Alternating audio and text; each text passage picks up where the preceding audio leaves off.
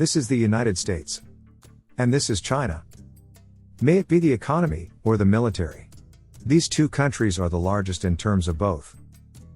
Nearly for a century, the US has dominated the world with its economic and military power.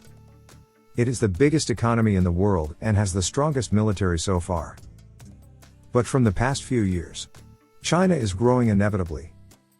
And there's an ongoing discussion that China might surpass the US in the global power structure. But is it really possible? Can China actually surpass the US? Well, stick around, as we are about to find out. To understand this better, first we must look at the history of Chinese economy. So after the Communist Revolution in China, they suffered a lot because of their protectionist policies. When the entire world was adopting the capitalist economic structure, China opposed the idea of it, and went on the road of socialist economy under the leadership of Mao Zedong. At the same time, China's neighbors such as Japan, South Korea, Taiwan, Singapore, and Malaysia joined the capitalist road with the West. And they became Asia's tiger economies. Mao Zedong tried to revive the Chinese economy by starting a new social campaign, called the Great Leap Forward. But it failed to achieve its goal, and ended with millions of deaths from severe famine. Then this man came into power, and showed China a new path. His name was Deng Xiaoping. Under his leadership, China adopted economic reforms in the late 70s and 80s, and opened their economy. After that, many foreign companies came to China to take advantage of their cheap labor.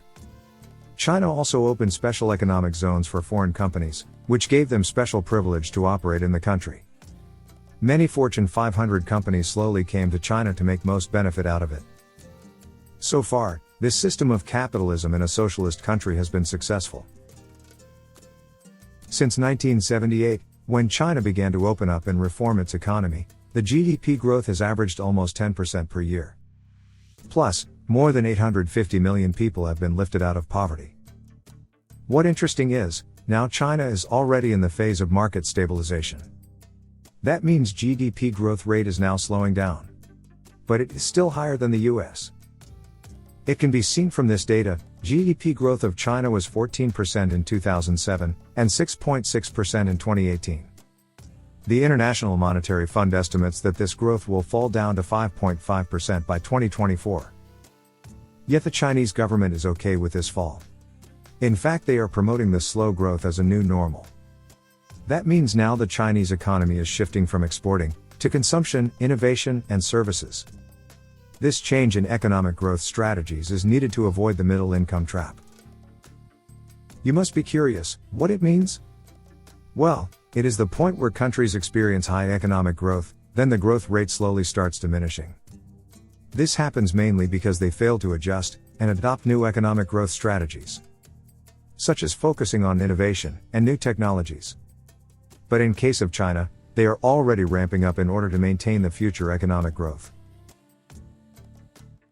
Now the question: will China surpass the US economy? Well, by seeing China's future economic growth, many economists and think tanks believe that it could happen in the coming decade.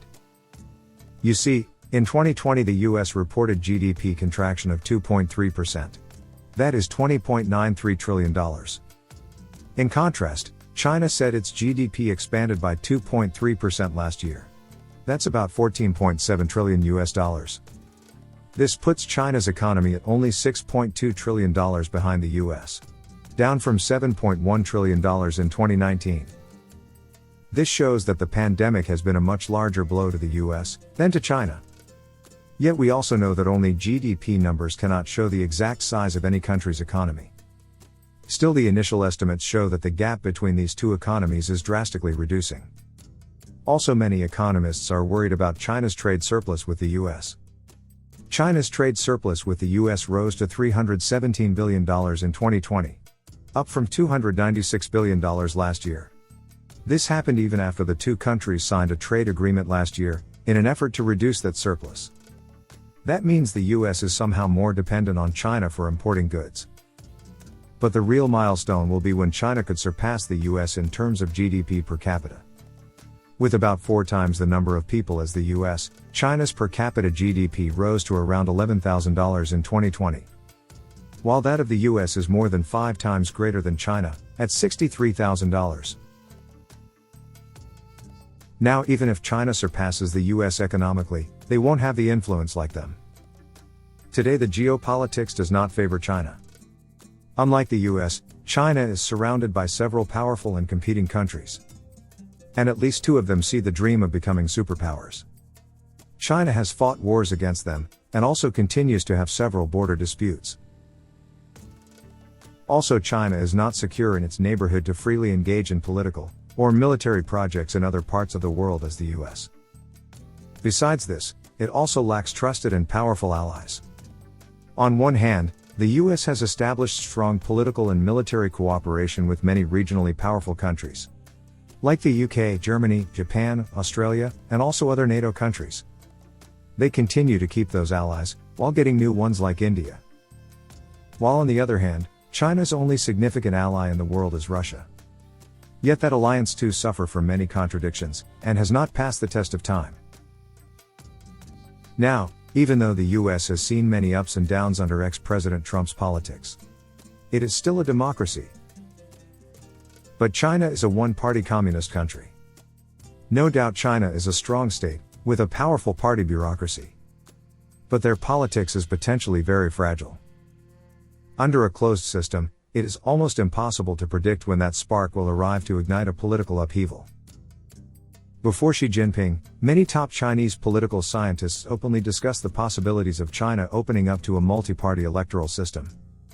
But after Xi Jinping became the president, that sort of discussion is almost impossible to imagine. Now it seems more closed and centralized than ever before.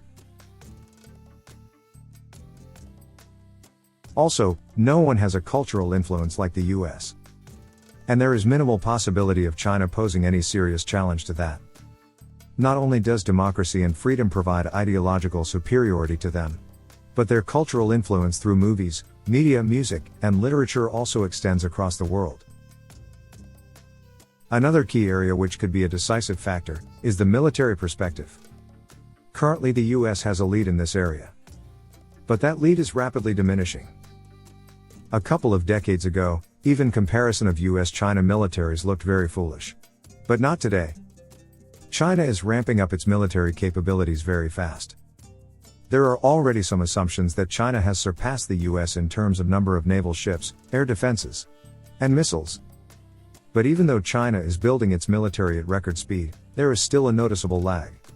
Not just in the number of military hardware but in technology also. The US military is still the strongest military on Earth. Also, China's aggressive actions in the South China Sea is bringing many of their neighbors with the US. And this makes the position of US much stronger. Like the Soviet Union in the past, China now faces several geopolitical and cultural challenges. Still, if China surpasses the US economically and militarily, it is doubtful that they will have the influence like them.